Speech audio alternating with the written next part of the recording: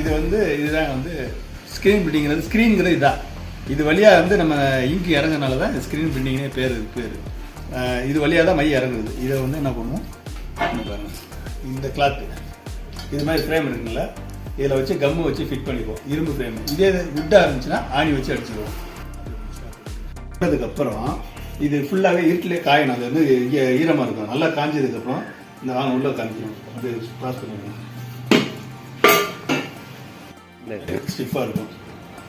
இப்போ இதில் தான் ஒரு கெமிக்கல், அதாவது பாலிப்ளூன்னு சொல்லி இதில் 5 ஸ்டாரு 2-3 மெட்டீரியல்ஸ் இருக்குது. இதை ஃபுல்லாகவே கோட் பண்ணி அப்ளை பண்ணிவிட்டு நமக்கு தேவையான டிசைனை வந்து கம்ப்யூட்டரில் போட்டு